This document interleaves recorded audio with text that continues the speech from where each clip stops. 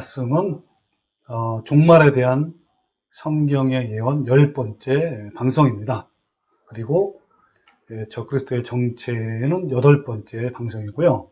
오늘 소주제로는 가장 더럽고 가증한 곳, 그리고 크리스마스와 부활절의 정체는 뭐냐?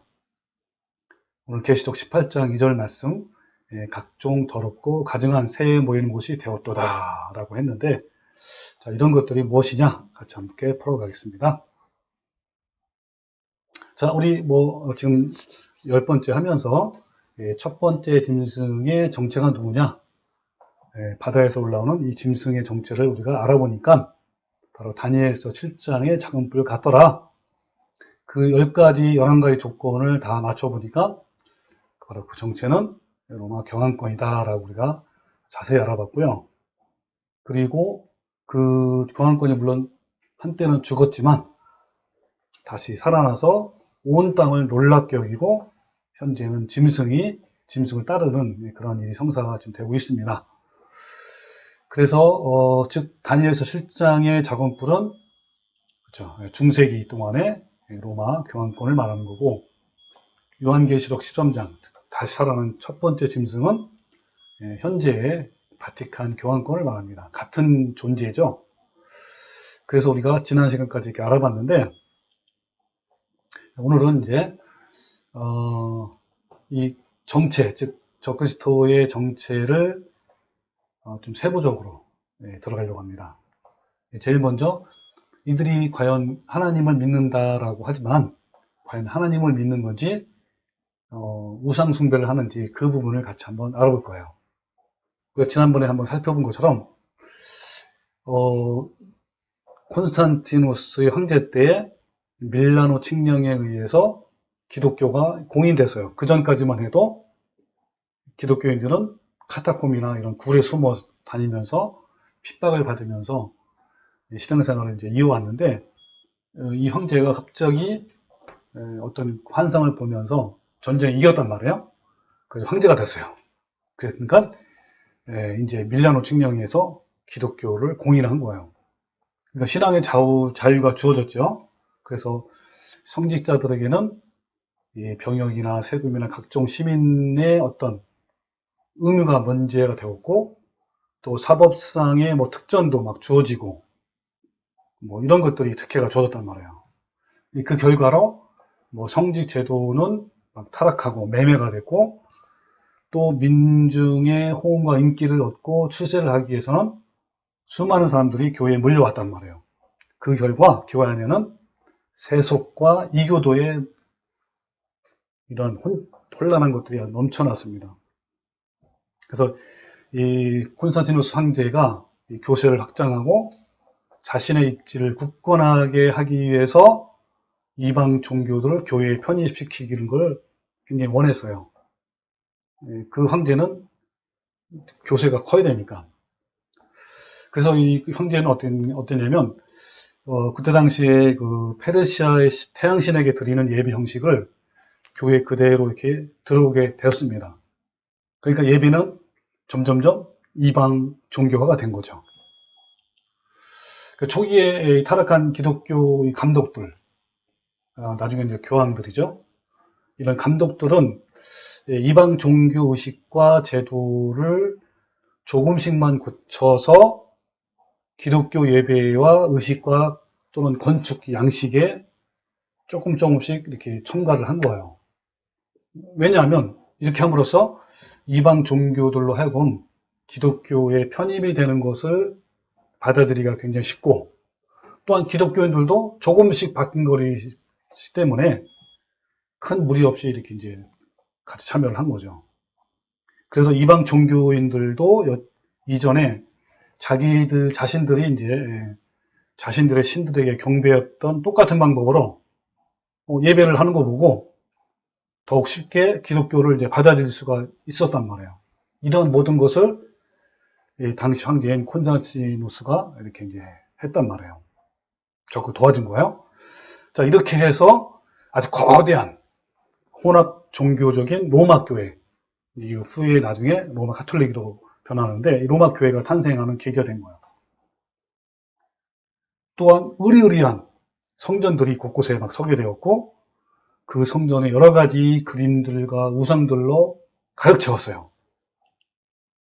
그런데 이 모든 것들은요, 뭐 밖에서 보거나 아니면 안에서 보거나 어떤 이교 신들의 신전과 굉장히 흡사했습니다.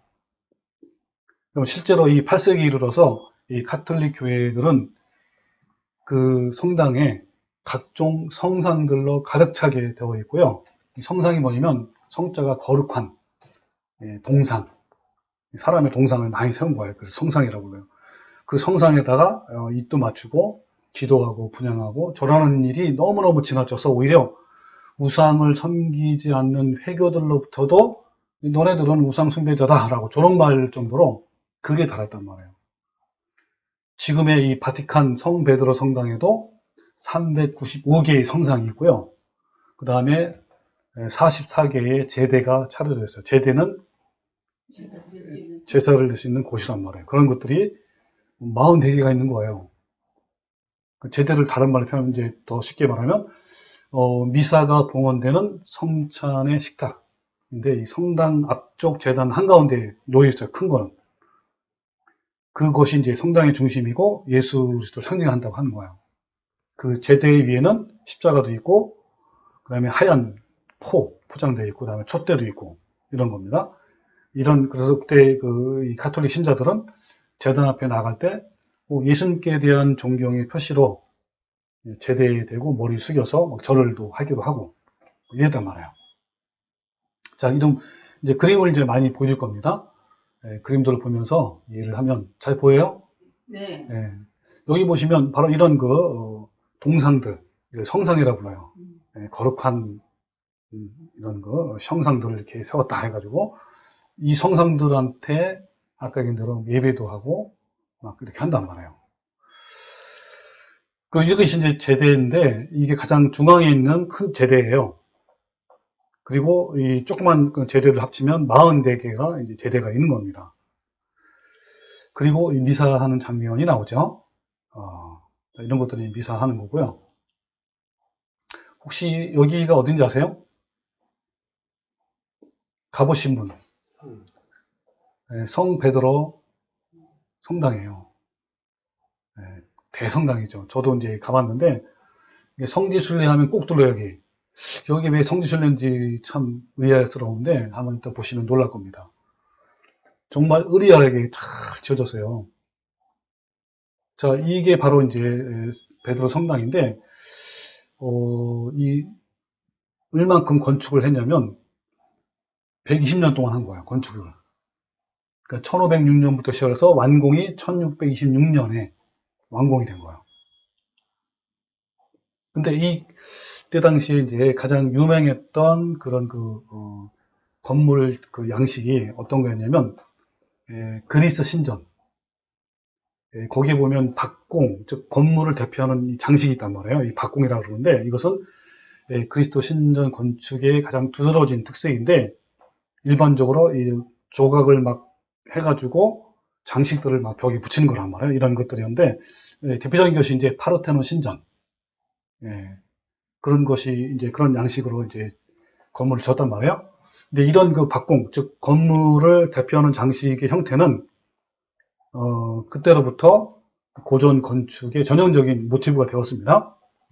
근데 로마 가톨릭의 정말 총본산인 베드로 대성당의 주인이 과연 예수님인지 아니면 용인지 모를 정도로 어마어마한 것들이 거기에 숨겨져 있어요. 참. 일반적으로 이 건축물의 이 전면 박공부라 그래요. 그러니까 이 전면 앞에 있는 그 장식물이 있단 말이에요. 이것은 그 건물 전체를 대표하는 상징 조형물로 이렇게 되어 있는데, 예를 들면 그 개인 주택으로 한다면 그 집을 대표하는 그 집주인의 문패가 있잖아요. 그런 것처럼 중요한 곳이란 말이에요. 자, 그곳을 이 베드로 성당의 그 양식이 뭘로 되어 있냐면 용의 장식이에요, 대부분. 그뿐만 아닌 거예요. 베드로 성당의 건축물 안팎에 대부분 용의 형상이나 뱀의 형상으로 가득 찼어요. 자, 이곳이 용의 자리를 용이 막 자리를 잡고 있다면 용이 바로 건물의 주인이 아닌가 이런 생각할 정도로 여러분 성경에서 용과 뱀은 뭘 상징하죠? 사탄을 상징하잖아요. 자, 지금부터 제가 이제 그림을 사진을 보여드릴 거니까 열심히 보세요. 자, 이게 이제 베드로 성당의 전체 모습이고요. 자, 여기 노란색으로 좀 동그라미 쳤죠? 요거를 바로 요게요. 전면 박공보라 그래요. 대표하는 건물을 대표하는 그러한 모양 양식입니다. 자, 요거를 크게 따면 이게 돼요. 요거 빨간 거 보이죠? 이 안에 뭐가 보이죠? 용. 그 다음에 박처럼 생기고 용이죠. 용. 여러분 이것이 바로 이 베드로 성당의 대표하는 양식이란 말이에요. 그래서 여기 계속 12장 9절에 보면 큰 용이 내어 쫓기니 옛뱀 곧 마귀라고 또 하고 사탄이라고도 하는 온 천하를 꿰는 자라 그랬죠. 땅으로 내어 쫓기니 그의 사자들도 저와 함께 내어 쫓기니라. 바로 사탄 마귀란 말이에요. 용이 대표적인 상징이에요. 이 성당에. 그리고 베드로 성당 출입구 바닥에 보면요. 이렇게 용이 모습이 새겨져 있어요. 바닥에도. 자, 뿐일까요? 베드로 대성당의 입구에 분수대가 있어요. 거기도 용이 지금 형상이 딱 있단 말이에요. 그리고 베드로 대성당의 천장에도 용으로 가득 찼어요. 용의 모양이. 자, 그리고 베드로 성당의 벽에 있는 용. 이 벽마다 다 용들이 다 이렇게 이제 형상으로 다 있단 말이에요. 그리고 성상 옆에 막 용들이 있죠. 같이 이제 또 용들이 막 새겨져 있고 옆에도 있고 이런 식으로 이제 장식이 되어 있단 말이에요. 그리고 이거는 그 노틀담 사원 옥상을 점령하고 있는 바벨론 종교의 그 카발라라는 미신의 괴물들이 그대로 노틀담 그 사원 즉 성당에도 이렇게 되어 있단 말이에요. 그러니까 베드로 성당에 있는 게 아니라 여러 그 나라에 있는 성당에 이렇게 이런 괴물들이 같이 있는 거예요. 여기 보세요. 추기경의 무덤. 여기 이상한 괴물처럼 생겼고, 낯을 들고 있죠. 그죠? 이게 프리메이슨의 상징이에요. 이 표시가. 그리고 성당 외부 장식에도 이런 회기마치한 해골 모양의 이런 그 문양이 있습니다. 그리고 스페인 성당에 있는 불사조. 여기 맨 앞에 있는 거 보이시죠? 이게 불사조 보입니까? 네, 이게 바로 프리메이슨의 상징이에요. 네. 이걸 버젓이 이제 성당에 이렇게 앞에다 내세우고 있단 말이에요. 그리고 바티칸이라는 뜻이 뭐냐면 이 바티칸이 헬라어예요. 헬라어 그리스어인데 이 바티와 칸의 이렇게 합성된 언어인데 이 바티가 뭐냐면 divine 신성하다 신성한 그 다음에 칸이 뭐냐면 serpent가 serpent 뱀이야 뱀 스네이크가 뱀인데 여기 serpent도 뱀인데 이건 어떤 장이면 큰 뱀을 말해요. 그래서 서펜트라고 여러분 그 창세기 보면 뱀이 아담과 하와를 유혹하잖아요. 같은 서펜트예요. 스네이크가 아니라. 그럼 이걸 해석하면 뭡니까? 신성한 뱀. 그 점치는 자 이런 뜻이에요. 바티칸이라는 자체가. 네. 그러니까 어때요? 베드로 성당 아까 큰 제대 아닙니까? 주 제단인데 여러분 여기 보면 뱀 모양 기둥이 뱀 모양이에요. 뱀처럼 이렇게 꾸벅되고 모양이 그렇게 돼 있단 말이에요. 그리고요, 여기 보면 머리에 보세요. 머리카락이 뱀의 머리카락이죠. 그리고 여기 보면 얼마나 끔찍합니까? 이런 형상들이 들어있는 거예요. 그리고 여기 보세요. 뱀의 형상. 이런 게. 뱀의 형상이 있고, 이런 뭡니까? 이런 그 성상에 이렇게 뱀의 형상이 있단 말이에요. 그리고 여기 보면 출입구 같은 데 보면, 이렇게 뭐 박쥐도 있고, 용도 있고, 뱀도 있고, 뱀이 얼마나 끔찍합니까? 진짜, 여기 보면. 그리고 용의 모양이 있고, 뱀. 용 아니면 뱀의 애들은요. 그리고 보세요. 가운데 용이죠? 여기 왼쪽에. 그 다음에 가운데도 용이 있고, 바로 위에. 그리고 옆에 보면 이런 용의 형상이 있습니다. 그리고 여기에 또 중간에 용의 모습이 있죠. 네. 가운데다, 제일 센터에다가 용의 모양으로 새겨놨어요. 이런 식으로. 네. 그 양옆에는 사람의 모양이 또 있고, 옆에 뱀이 또 있죠, 뱀. 네. 여기 보세요. 보면요. 이 흉측한 마귀의 모습도 많고요. 짝, 여기, 그죠? 용의 모습이죠. 그죠? 그 다음에 여기, 얼만큼 흉측합니까? 마귀의 모습. 그리고 여기에 보면 그러한, 여기 이제 그 교황의 이름이 써 있어요. 그리고 여기의 모습, 이건 뱀이나 뱀. 자, 지금부터 뱀. 이것도 뱀. 뱀의 모양, 뱀의 모양, 뱀의 모양. 뭐 수십 군데가 다 뱀이에요.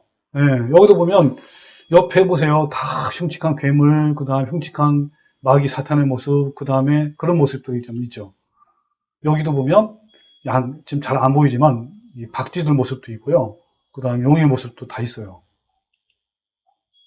그리고 옆에 뱀의 형상이 그대로 적혀있죠. 그죠? 여기에 사자들, 뭐 이런 모습들, 성상들이 있고요. 얼마나 가득 찼습니까? 이런 우상들이. 이게 다 성당에 있단 말이에요. 그래서 근성 바빌로니아 귀신의 처소가 되었다. 온갖 귀신으로 다 넘쳤단 말이에요. 십자가도 있지만 이런 것들이. 그 마리아의 치마 속에서 뱀이 나오겠죠. 여기 밑에 보세요. 여기. 네, 이런 것들을 그냥 그대로 성화라고 그림을 그리고 있어요. 이 뱀의 모습을 발로 밟고 있잖아요. 자, 그리고 여기 보면 이게 바로 이집트에서 나오는 이집트의 그 형상에 뱀들이 많거든요. 뱀들을 숭배하는 그런 걸 많기 때문에 이걸 그대로 따서 이렇게 하는 거란 말이에요. 각종 더럽고 가증한 새에 모이는 곳이 되었도다. 네. 여기 보면 예의기서 11장에 나오죠. 새 중에 너희가 가증이 열 것이다. 그 독수리, 뭐 솔개, 매, 올빼미, 부엉이, 박쥐 이런 것들을 이제 오히려 장식을 해놨단 말이에요. 자, 그 다음에 온 태양신 숭배를 대표적인 것이 어디냐면 이집트에서 나왔어요. 더 길게는 고대 바빌론에서 나온 것이 바로 태양신 숭배인데 바로 오벨리스크 이런 모양이 바로 태양신인데 여러분 들어봤을 거예요. 루아라고 루아. 루아가 바로 이집트의 태양신 이름이에요. 바로 신앙 중심지가 바로 이집트를 말합니다. 그런데 여기만 있는 것이 아니고 오늘날에 여기 맨 왼쪽에 있는 게 뭐죠? 백악관에 한가운데 뭐가 있어요? 오벨리스크가 있는 거예요. 여기는 어디죠? 중가운데 파리스 여기 나오죠? 네, 프랑스. 파리에 있고 여기는 영국에 있고 이런 데도 세워 있단 말이에요. 이 태양신이요 바로 오벨리스크인데 오벨리스크는요 고대 종교의 상징물로 전 세계 분布되어 있어요. 이 오벨리스크는 이집트 신화에서 유래되었는데 여신 이시스의 남편 오시리스의 그 남편의 성기를 의미하기도 하고 또 태양신을 상징하기도 하는 거예요. 이 명백한 이교도들의 상징물이 바로 어때요? 로마 바티칸 성당 앞에 한복판 위에 버젓이 있어요. 얼마나 놀랐습니까? 더구나 이 오벨리스크는요 모조품이 아니에요. 미국이나 영국이나 이런 데는 다 모조품인데 이집트에 있는 고대 유물을 그대로 가져온 거 직접. 그래가지고 AD 37년, 41년에 로마 카리큘라 황제는 이집트의 그 헬리오폴리스에 있는 오벨리스크를 바티칸 언덕 원형 경기장으로 가져왔어요. 이집트에 있는 어디에 있는 헬리오폴리스. 이 헬리오폴리스는요 고대 이집트의 태양 숭배의 근거지였어요. 이 바티칸에 있는 오벨리스크가 높이가 24m인데 기초까지 합치면 40m, 무게는 420톤이나 되는 어마어마한 그런 오벨리스크인데 이거를요 그대로 가져온 거예요. 그래서 바티칸의 베드로 성당의 오벨리스크가 그대로 가져온 거란 말이에요. 이집트에 있는. 그래서 그 가져오는 과정을 제가 잠깐 설명하면 AD 1586년 교황 식스투스 5세의 명령으로 오벨리스크를 아까 원형 경기장에 있는 거를 성 베드로 성당 앞마당으로 옮겼어요. 많은 사람이 이 거대한 오벨리스크를 옮기는 일에 거부했는데 왜냐하면 교황이 만약에 옮기다가 떨어뜨리거나 깨트리는 사람은 무조건 사형에 처하겠다라고 한 거예요. 근데 결국 이 폰타나라는 사람이 책임을 맡고 45개의 감아 올리는 기계가 동원됐고 180마리의 말, 그리고 800명 정도의 작업대원이 거기 투입돼가지고 수행한 거예요. 그래서 1586년 9월 10일에 많은 사람이 지켜보는 가운데 운반되었고 성공적으로 딱 세워진 거예요. 그러면서 수백 개의 종소리와 대포 함성이 울려 퍼졌고 군중들은 환호성을 울렸어요. 그때 교황청은 이집트 우상 꼭대기에 십자가를 안치함으로써 신성모독적인 일을 자행한 거예요. 그래서 오벨리스크가 세워진 후에 교황은 미사를 거행했고요. 작업대원과 말들에게 복을 선포했고 또 성베드로 성당 광장 주위에는 248개의 도래식 기둥으로 막 세워져 있고 이런 건축 양식은 바로 이방 종교들의 신전 설계에 상응된 것들이에요. 자, 이 태양 숭배. 네. 여러분, 이 태양 숭배는요, 로마 시대의 대표적인 이방 종교가 그 미트라교인데 이 종교는 태양을 숭배를 하는 그런 종교란 말이에요. 이러한 태양 숭배의 형식을 로마 가톨릭 예배 형식 그대로 가져온 거란 말이에요. 그래서 성찬에서 쓰이는 도구들도 태양 모양의처럼 둥글어요. 그렇게 만들었어요. 그리고 또 이집트의 종교에서도 그 사제들이 태양신에게 둥근 빵을 제물로 드렸는데 천주교에서는 성체를 모시는 성체 헌사대에서 그대로 모방을 해서 뿐만 아니라 좀 더 적나라하게 태양의 햇살까지 표시되는 문양으로 발전한 거예요. 성도 베드로 중앙 아까 제대 큰 제대 있잖아요. 그 중앙 제대는 뱀처럼 꼬인 기둥 사이에 빛이 들어오는 태양 형상을 또 만들었어요. 자, 한번 사진을 볼게요. 자, 여기 바로 가운데 보면 그 태양의 얼굴 모양이 있죠. 그리고 햇살처럼 이렇게 이렇게 그리고 옆에 십자가가 있잖아요. 이렇게 만든 거예요. 그 양옆에 있는 거는 아까 그 성당에 있는 형상들이 이렇게 적혀 있는 거란 말이에요. 자, 그래서 이 성체현 시대가 뭐냐면 바로 이런 형태예요. 이게 형태인데 이게 태양신 아폴로에서 가져온 거고요. 이 사람들은 예수님이 우리의 태양이시니까 한 거다 해가지고 이렇게 형상을 그대로 하면서 바로 태양 숭배를 하는 이런 걸 한 거란 말이에요. 성체를 모시는 이 성체현 시대는 더 적나라하게 태양 햇살까지도 표시하는 문장을 가지고 있다라고 한 겁니다. 그리고 여기에 어떤 뜻이냐면요, 이게 이 직선으로 된 거 있잖아요. 이건 남성의 음경을 말하는 거고요. 곡선, 여성의 음부를 표현하는 거예요. 네. 자, 이렇게 이제 아주 가증하게도 이렇게 세웠단 말이에요. 그러니까 로마 시대의 대표적인 이방 종교인 미트라교에서 태양을 숭배했는데 이러한 태양 숭배의 영향을 받아서 성찬에서 쓰이는 성병이 뭐냐면 거룩할 성자예요. 병자는 떡병. 그럼 오병이 할 때 오병이 뭔지 아세요? 5개의 떡이잖아요. 그럼 성병하면 거룩한 떡이에요. 이것도 동그랗게 만들었어요. 그리고 고대 이집트의 신비 종교에서도 사제들이 태양신에게 둥근 빵을 제물로 드렸다고 했잖아요. 그걸 그대로 따서 한 거예요. 근데 이 성병에 거룩한 떡에 동그란 떡이에요. IHS라는 문양이 글씨가 적혀져 있어요. 이게 바로 뭐냐면 이집트의 삼일체예요. 신.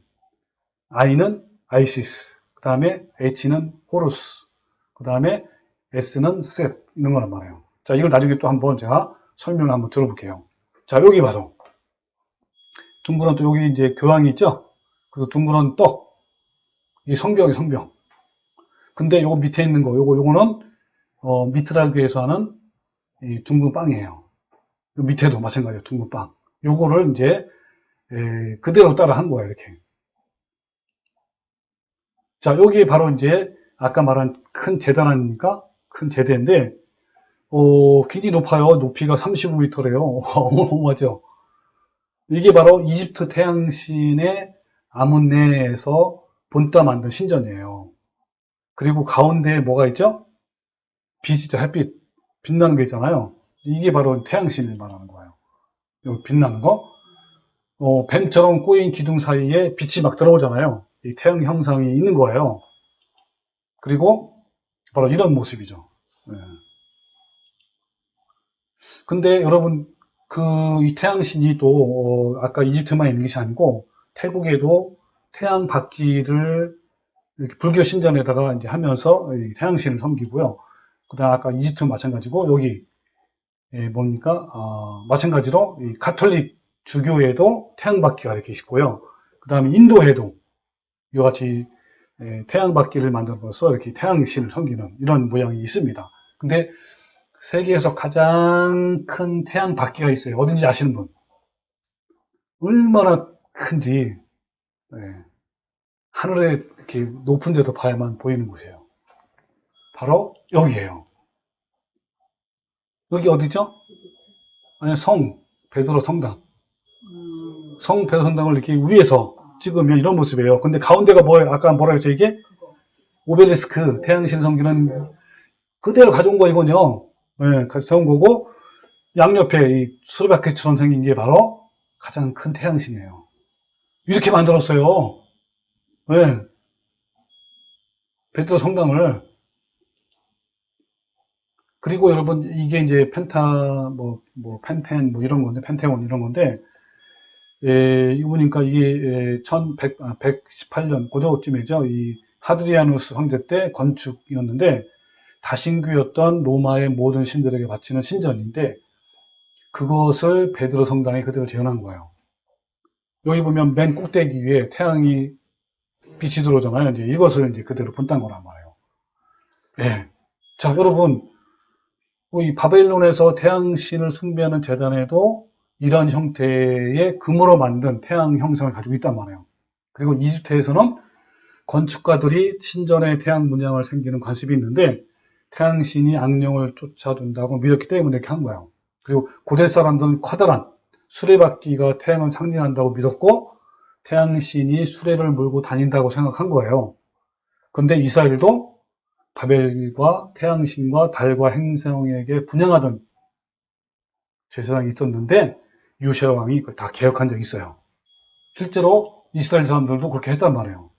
자, 그 내용을 볼까요? 자, 여기 보면 왕 11개와 5절이란 말이에요.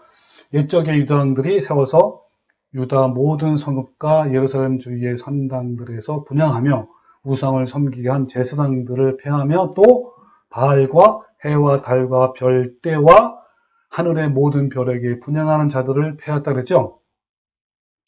예, 이스라엘 민족의 백성들이 이걸 다 했단 말이에요. 예루살렘 주위에 또 유다 모든 성읍에 이런 걸 산당에다 분향했단 말이에요. 이거를 이제 아까 요시야 왕이 다 파괴했단 말이에요. 예. 그래가지고 이 바벨론 신전에서는요 어마어마한 8개의 살을 가진 태양신을 아까 수레바퀴 봤죠, 그죠? 이런 것이 현재는 영국 박물관에 그대로 있단 말이에요.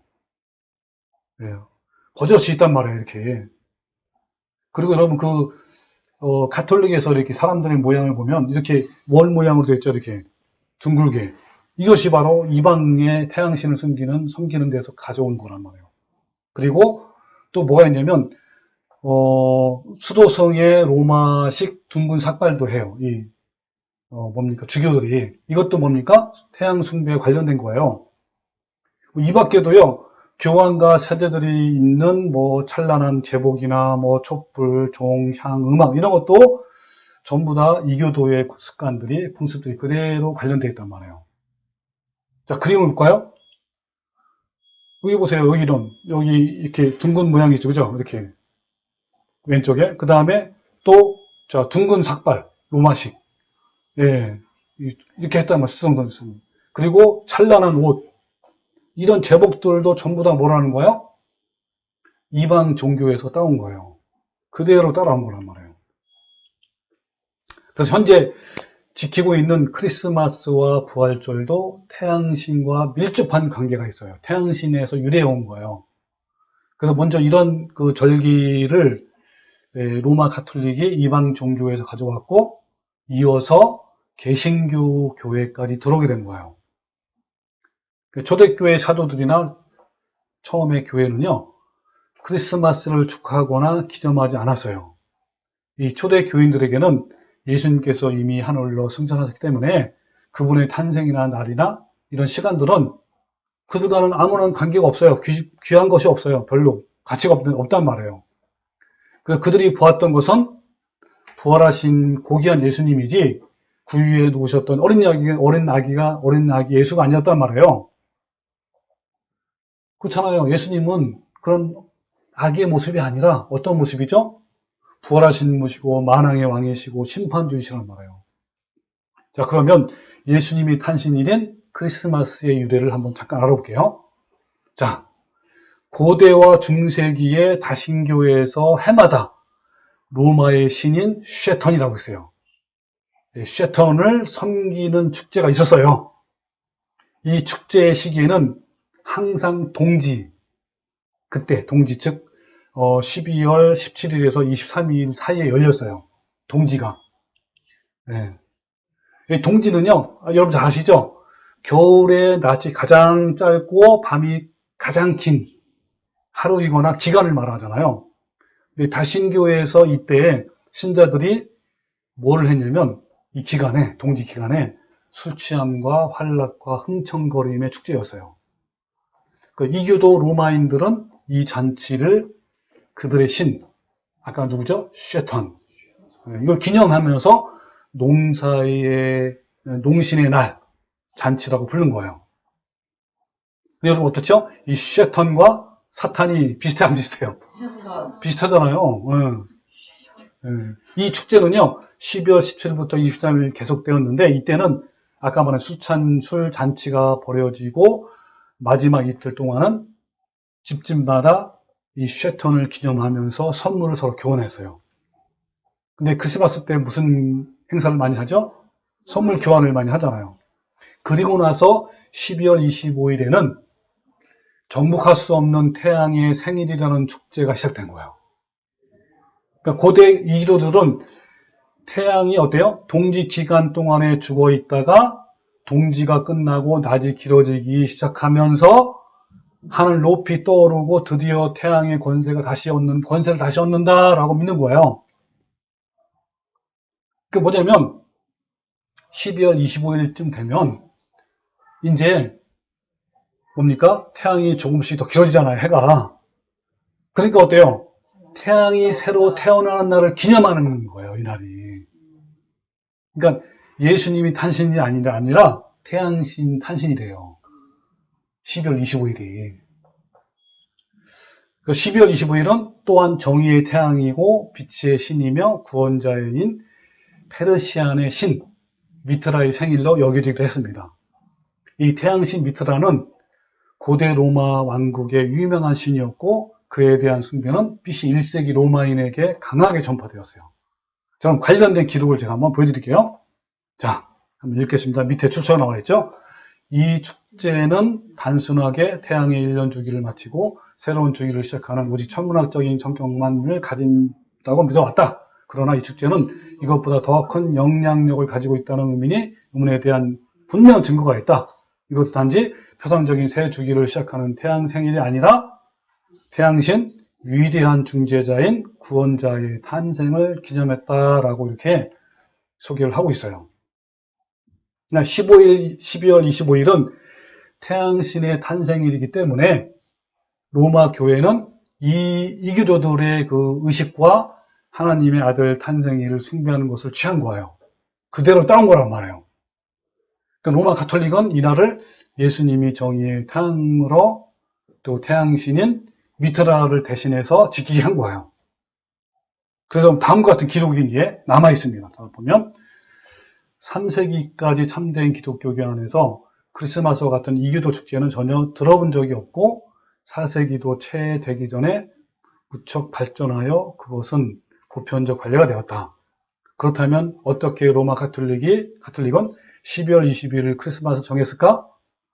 왜 그 4세기 전, 훨씬 전에 바벨론의 하늘의 여왕이 아들의 탄생을 기념하는 축제가 이방인들 사이에 행해졌던 것을 그대로 따랐을까?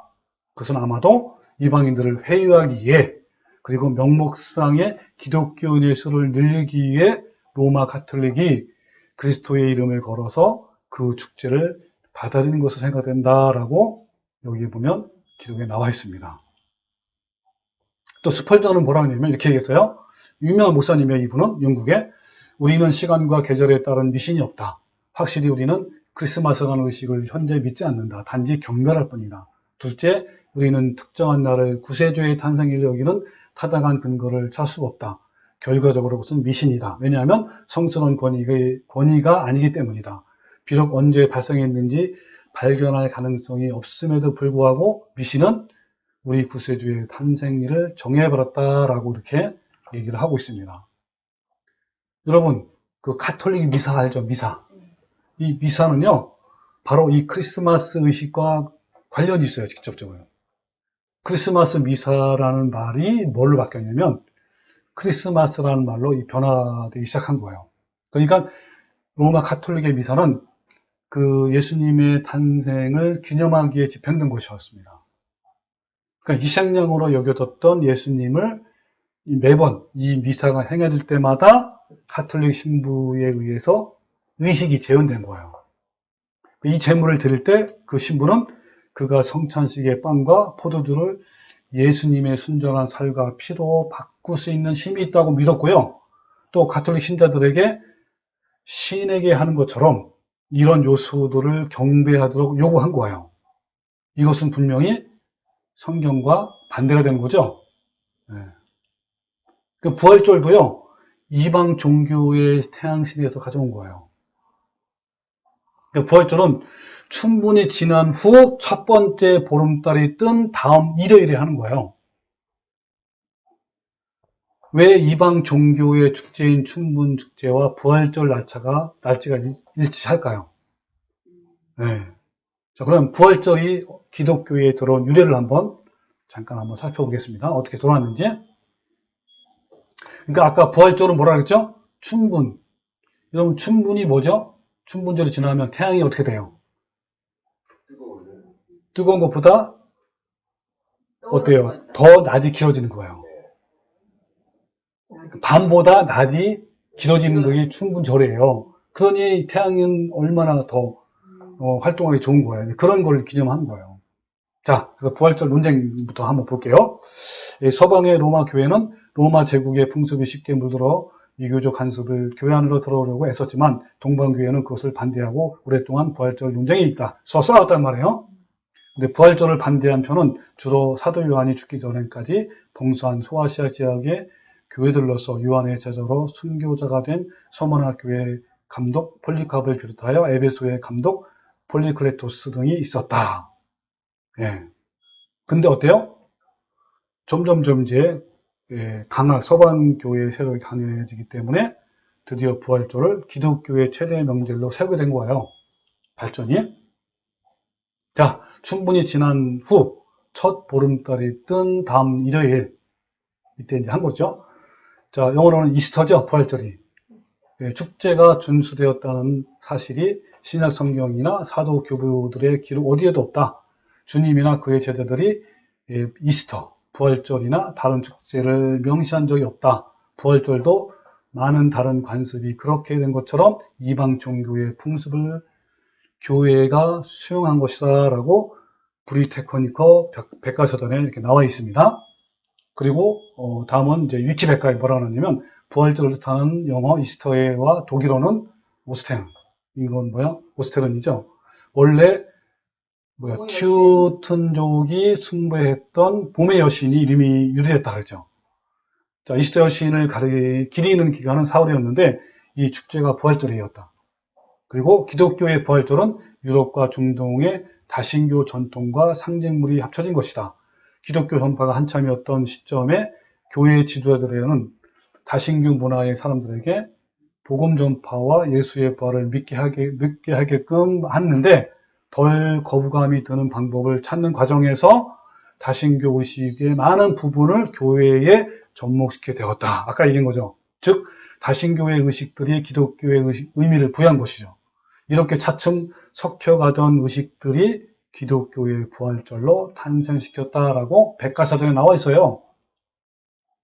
또 이어서 이집트인들은 태양신 라죠, 라. 이게 부활을 상징하는 황금색으로 염색한 계란을 신전에 바쳤다. 그리스도교의 부활절은 낮의 길이가 밤의 길이보다 길어지기 시작하는 뭐요?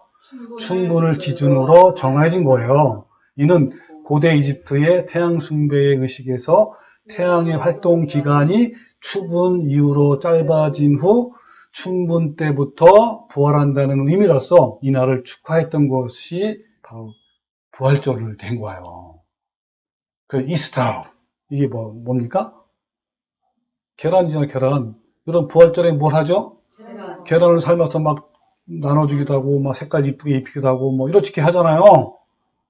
그리고 해피 이스터 하면서 부활절을 축하하자. 이렇게 한단 말이에요. 네, 여러분, 이게 바로 어디서 온 거라고요? 네, 이방 종교에서 온 거예요. 이것은요, 부활절에 교회에서 나눠주는 계란인데, 저도 예전에 부활절 계란을 나눠주기도 했고, 아마 여러분도 그런 경험이 있을 겁니다. 근데 왜 계란을 나눠주는지 생각해 본 적 있나요? 이렇게 말을 해요. 물론 이렇게 병아리가 계란에서 부활해서 나오잖아요. 그런 것처럼 예수님께서 죽음에서 부활하셨다고 이렇게 말을 합니다. 그러나 계란은 다산, 그 애를 많이 낳는 거 옛날 축복 아닙니까? 큰 복이잖아요. 이것을 의미하고 아까 춘분 축제에서 이방 종교인들이 계란을 나눠 먹은 거야, 그때. 그러니까 계란은 생식과 다산의 상징이지 부활의 상징이 아닌 거예요. 네. 자, 여기 또 보면 하나의 기록 볼게요. 자, 봄의 여신 오스타라. 그런데 왕성한 생식과 다산을 상징하는 성적인 여신이에요. 이 가나안의 여신 아스타롯과 또 아시리아와 바벨론의 여신인 이슈타, 이런 존재란 말이에요. 같은 존재. 그리고 하늘에서 유프라테스 강으로 떨어진 거대한 달걀로부터 여신 아스타르테. 자, 이게 다른 말로 하면 비너스란 말이에요. 부화한 기념으로 이스터 축제를 죽인 거란 말이에요. 자, 여러분, 이스터, 썬데이 해가지고 서비스, 부활절 기념일, 뭐 이런 예배를 많이 한단 말이에요. 그죠? 근데 이런 예배가 잘못된 거예요? 잘 된 거예요? 잘못된 거예요. 여기 그리스도교의 부활절은 크리스마스처럼 고대 이 교회 축제를 대신한 것이다 라고 이제 분명하게 얘기를 하고 있습니다. 자, 여기 보면 정복할 수 없는 태양의 생일 해가지고 동지가 지난 후 낮이 다시 길어지기 시작하고 정복할 수 없는 태양이 다시 흑암을 이길 때 새로운 태양이 생일인 12월 25일을 축하하도록 매우 일방적인 준수가 요청되었다라고 했죠. 그리고 기독교가, 이때 당시는 로마 가톨릭 교회가 이교도들을 전도하기 위해 흑암의 정복자인 무적의 태양, 미트라죠, 미트라. 미트라를 영광스럽게 하는 같은 날인 12월 25일을 그리스도 예수님의 생일이라고 타박급시킨 후에 이교도들이 교회에 들어와서 여전히 12월 25일 태양신을 섬기는 풍습을 갖게 되었다라고 기록에 남아 있습니다. 또 이 기록에 보면요, 나는 태양을 숭배하고 그것을 향해 기도하는 많은 사람들을 알고 있다. 해가 뜰 때 그들은 기도하면서 우리에게 자비를 베푸소서라고 말한다. 이런 일이 태양 숭배자들이나 이방 종교들만 행하는 것이 아니라 그리스도인들도 이교들과 같이 어울려서 일을 한다라고 이렇게 말을 하고 있습니다. 그렇죠. 그럼 크리스마스 트리 유래 뭔지 아십니까? 여기 나와 있죠?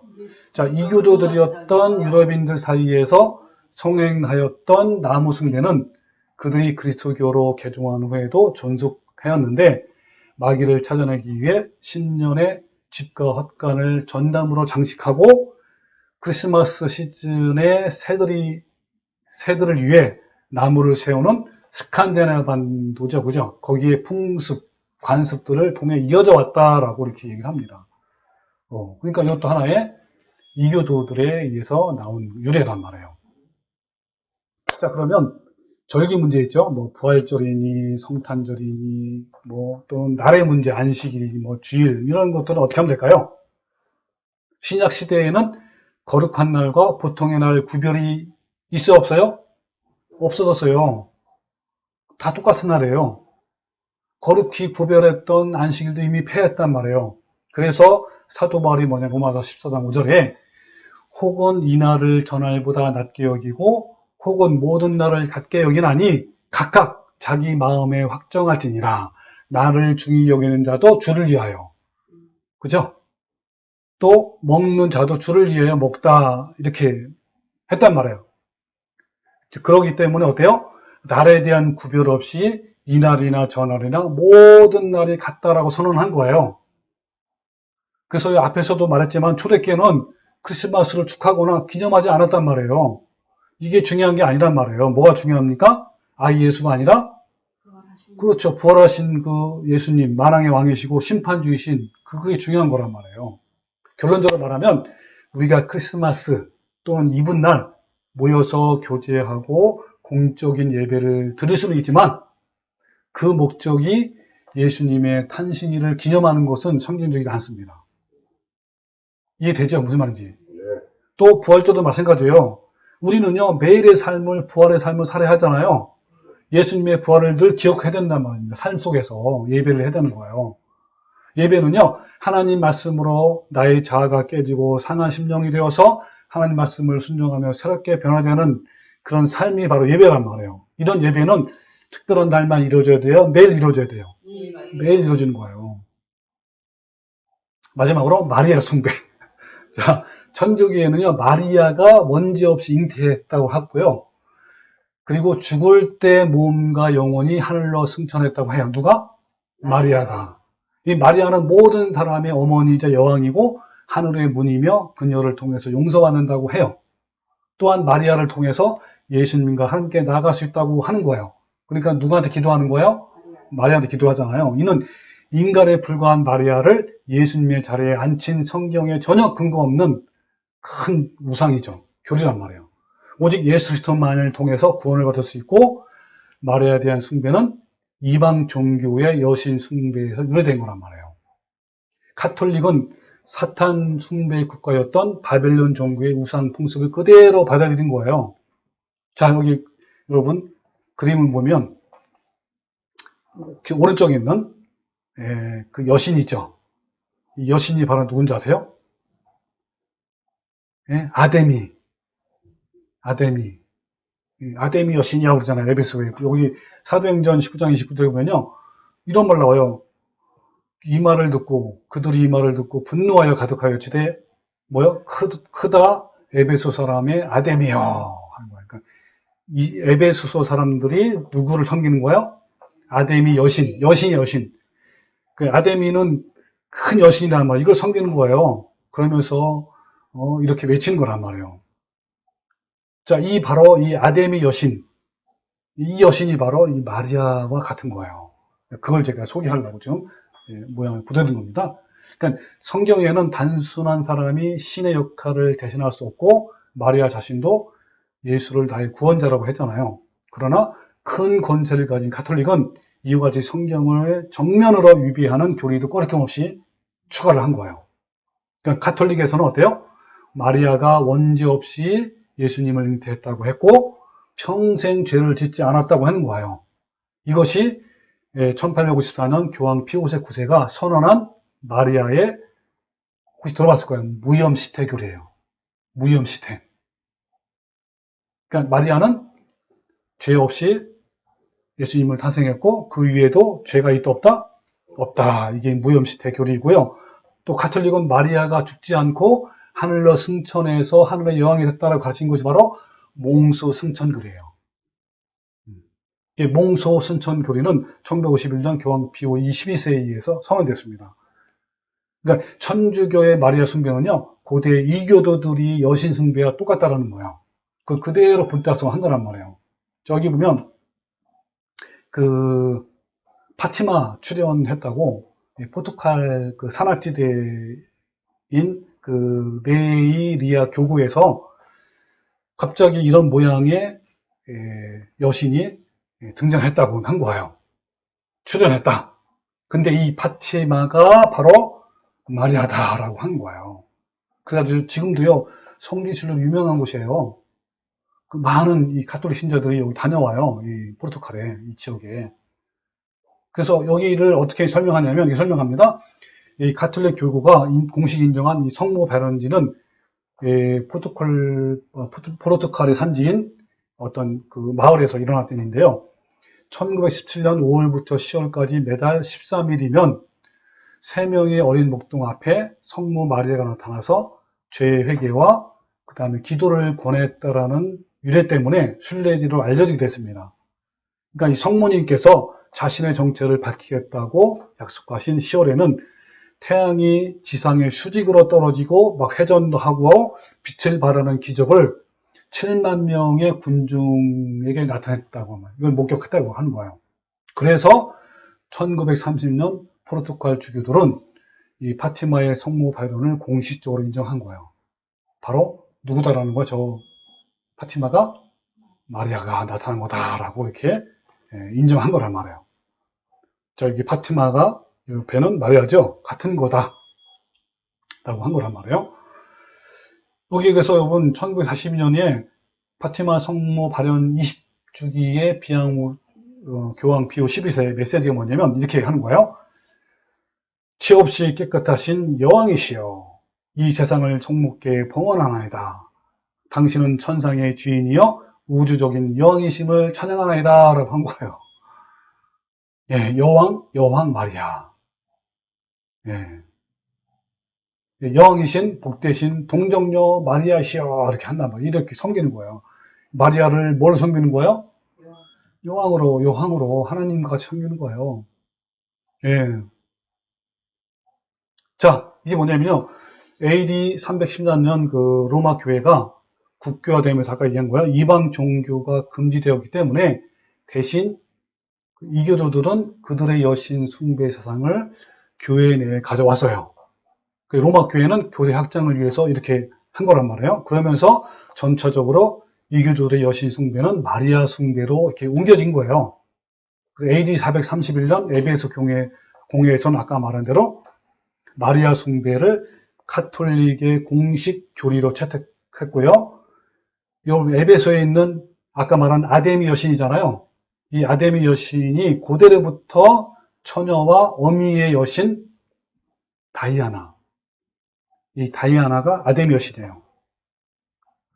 가톨릭에서는 마리아가 우리를 대신해서 하나님께 기도해주는 중보자라고 하는 거예요. 그러나 성경의 중보자는 오직 누구죠? 예수님밖에 없잖아요. 근데 마리아가 그렇게 했다라는 거예요. 여기 그림의 사진에 보면요. 아까 이시스 여신 숭배. 바로 이집트의 여신이에요.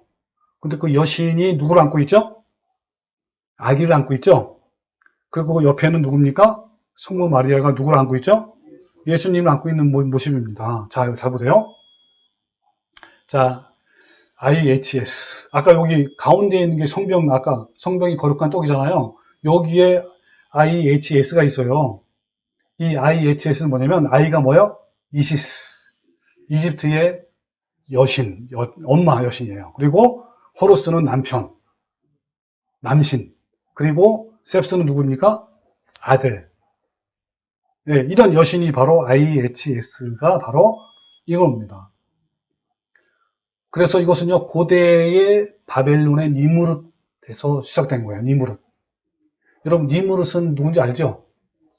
니무릇은요, 창세기 6장에 나오는 그 사냥꾼의 한 용사라고 표현했잖아요. 제가 읽어드릴게요. 한번 창세기 10장 6절에 함의 아들들은 이리페와 미스라임과 붓과 가나니요. 구스의 아들들은 스바와 하울리와 삽다와 라마, 그 다음에 삽드가라. 그리고 라마의 아들들은 스바와 드단이라. 구스가 또 니무릇을 낳았고, 구스가 니무릇을 낳았단 말이에요. 낳았으니 그가 땅에서 첫 용사가 되었더라. 그가 주님 앞에서 사냥꾼인 한 용사였더라. 그러므로 아무개는 주님 앞에 니무릇과 같은 사냥꾼 용사라 하는 말이 전해지더라. 이런 얘기예요. 그러니까 그의 나라의 시작은 신할 땅에 있는 바벨과 에렉과 아칼과 그 다음에 갈레였더라. 이런 말씀이 나와요. 그러니까 구스가 누굴 낳았다고요? 니무를 낳았다고요. 구스는 노아의 손자예요. 그리고 이 사람은요, 바벨탑의 건축가이고요. 그 다음에 세미라미스는 구스의 아내예요. 근데 이건 누구냐면 바벨론의 여왕이에요. 그럼 니무롯과 그 다음에 담무스의 어머니란 말이에요. 이 세미라미스, 예. 잘 되고. 그러니까 니무롯은 뭡니까? 세미라미스의 아들이자 또 남편이에요. 그리고 이 바벨론 제국의 창건자란 말이에요. 자, 무슨 말이냐면, 자, 니무롯은 점성술을 발달시켰고 온갖 마법의 기초를 마련했습니다. 이 조카, 니무롯이죠. 이 사악한 행동에 질린 셈이란 셈족 아시죠? 셈이 뭐죠? 구스의 큰아버지예요. 셈은. 그리고 노아의 아들이고 의로운 사람이란 말이에요. 이 셈이 니무롯을 죽인 거예요. 죽기 전에 니무롯은 그의 어머니였던 세미라미스와 결혼하여 임신까지 한 거예요. 그러니까 니무롯이 살해당한 이후에 이 세미라미스는 바벨론의 백성들에게 니무롯은 바로 신이다. 태양신 바알이다. 이렇게 했고요. 그녀 자신은 여왕, 즉 왕후다라고 주장한 거란 말이에요. 그 세미라미스는 바알을 숭배하는 사탄 종교로 발전시켰습니다. 즉 뭡니까 고해성사, 비밀단체, 뭐 마리아가 유일한 중재자 등등 이런 것들이 전부 다 이 바알신에서 온 거란 말이에요. 그 나중에 이 어머니 세미라스와 아기 니무롯을 상징하는 우상들이 나타난 거예요. 이것은 곧 성모 마리아와 아기 예수라는 상징으로 연결됩니다. 그러니까 세미라미스의 상징은요, 달이요, 달. 이 달이 뭐냐면 아까 말한 이시스, 그 다음에 아데미가 누구였죠? 다이아나 같은 거예요, 다이아나. 그 다음에 니무롯을 상징하는 것은 태양이에요. 호루스, 그리고 바알 이런 걸 표현한단 말이에요. 그러니까 세미라미스는 아기를 제물로 바치는 일을 장려했고요. 사제에게 독신으로 살 것을 강요했는데 이것은 로마 카톨릭으로 그대로 가져왔죠. 그죠? 세미라미스는 어때요? 십자가에 매달아 죽이는 사형 방법을 또 고안해냈고요. 그러니까 십자가는 원래 바벨론과 이집트에서 유리한 신비적인 상징이에요. 그러니까 세미라미스는 또 다른 아이를 낳았는데 그 아이의 아버지는 바로 그녀의 아들이 또 니무롯이에요. 그럼에도 그녀는 자신이 처녀라고 주장한 거예요. 그 다른 아이가 바로 담무스. 담무스 얘기 들어봤죠? 다시 한번 얘기하면 니무롯은 아내 세미라스와 아들 담무스를 두고 있었고 온갖 악행과 사탄을 숭배를 한 거예요. 그러니까 니무롯이 죽었을 때 그의 몸을 여러 조각으로 잘려서 여러 지역으로 보냈어요. 그리고 그의 아내 세미라스는 니무롯이 태양신이 되었고 아들 담무스로 환생했다라고 주장한 거예요. 그래서 세미라미스는 이 담무스가 니무롯, 그 바알신이죠. 니무롯이 다시금 성육신하신 것이라고 주장한 거예요. 이것이 바로 아기를 낳는 처녀, 어머니의 원형의 기초가 되었는데 사탄은 이를 이용해서 세계의 많은 종교들을 이렇게 똑같이 만든 거예요. 그래서요, 여러분 에스겔에서도 나와야 한번 볼까요? 에스겔 8장 13절에 또 내게 이르시되 너는 다시 그들을 행하는 바 다른 큰 가증한 일을 벌이라 하시더라. 그가 또 나를 데리고 여호와의 전으로 들어가는 북문에 이르기를 보니 거기에 여인들이 앉아 뭐라고요? 단못을 내어 애국하더라. 그러니까 이스라엘 민족이 우상 숭배를 한 거란 말이에요. 그가 또 내게 이르시되 인자야 내가 그것을 봤느냐? 너는 또 이보다 더 큰 가증한 일을 벌이라 하시더라. 그가 또 나를 데리고 여호와의 성전 안뜰에 들어가시니라. 보라 여호와의 성전 문 앞 곧 현관과 제단 사이에 약 25명이 여호와의 성전을 등지고 낯을 어디로? 동쪽으로 향하여 동쪽 태양에게 예배하더라. 이런 일이요, 이스라엘 백성들이요, 늘 그냥 한 거예요. 담무스한테 예배했다는 게 뭡니까? 아까 태양신인 그 세미라미스 어머 여신, 그죠? 그리고 또 아버지 호루스, 뭐 이런 것들 다 연결된 거란 말이에요. 예, 이렇게 여러분이 그 뭡니까? 이스라엘 민족이 했단 말이에요. 어떤 뜻인지? 이 바벨론 지역에 흔히 있는 이 모자상은요, 여신 세미라미스가 자기 아들 담무스를 안고 있는 모습이에요. 그런데 이러한 바벨론 풍습은 세계 곳곳에 퍼졌다 그랬죠, 그죠? 이게 모자상이란 말이에요. 처녀 어머니와 그의 아들을 숭배하는 것은, 자, 이집트에서 누구라고요? 이시스와 호루스이고, 로마에서는 비너스와 주피터. 중국 사람들은 어떻게 해요? 예, 그 식물하고 거룩한 어머니 이렇게 부른답니다. 또 독일 사람들은 그 헤르타 숭배했고요. 인도에서는 쿠리슈나, 아기를 낳는 어미 대박 기를 이제 숭배한 거고요. 근데 헬라에서는 어떻게 했다고요? 그렇죠. 아프로디테와 메디아트릭스라고 한 거고요. 그리고 에베소에서는 아까 말한 다이아나, 아데미란 말이에요. 아데미. 그 다음에 스칸드나비아는 아기를 안고 있는 디사. 아까 이스라엘에서는 그렇죠. 아스타롯과 바알. 이렇게 연결된 거예요. 그리고 심지어 기록에 보면 심지어 중국, 티벳, 일본에서도 로마서와 같이 성모 마리아와 그의 아기와 꼭 닮은 자들을 독실하게 섬기는 것을 발견한 예수회의 선교사들은 매우 놀랐다. 이렇게 얘기합니다. 자, 결론이 뭡니까? 이교도의 위대한 어머니를 대신할 논리적인 사람이 예수님의 어머니 마리아였다. 그런 거예요. 이 모든 것이 뭐예요? 성모 마리아와 아기 예수의 귀결이 된다. 이걸로 귀결이 됩니다. 모든 결론이 이거란 말이에요. 예, 얼마나 가증한 우상 숭배입니까? 이거를 한 거예요. 아기를 낳는 마리아 모습 보세요. 예, 이게 어디서 나온 거라고요? 예, 고대부터 내려오는 그런 가증한 그런 우상 숭배에서 내려온 거란 말이에요. 여기 보세요. 다, 전 세계에 나오는 다 모양이 다 이런 모양이란 말이에요. 이걸 그대로 로마 가톨릭에서는 그대로 하고 있단 말이에요. 예, 이런 모습이에요. 그 블랙 마돈나 해가지고 예, 프랑스의 흑인 샤르트르도 어때요? 아기. 그 다음에 폴란드, 스페인도 마찬가지예요. 어디든 어머니, 자상한 어머니가 있고 누가 있다고? 그 어머니가 안는 아기가 있단 말이에요. 이게 전부 다 어디로 기울된다? 성모 마리아와 예수로 기울된단 말이에요. 여기 보면 바벨론과 이집트 등 세계의 고대 종교에 나타난 아기를 안는 여신, 또 성당에 선입을 수 있는 마리아와 아기 예수. 얼마나 여러분 그대로 닮았지 않습니까? 예, 여기도 탄자니층. 이것이 그대로 마리아. 그죠? 똑같단 말이에요. 그 하는 방법이요. 예, 너무너무 똑같은 거예요. 이 멕시코 시티에 있는 과달루페 성모, 그죠? 이곳에는 대지 여신인 토난친의 신전이 있다는 말이에요. 토난친은 대지 여신이며 생명과 죽음의 신인데 1895년 로마 교황이 성모라고 인정한 거예요.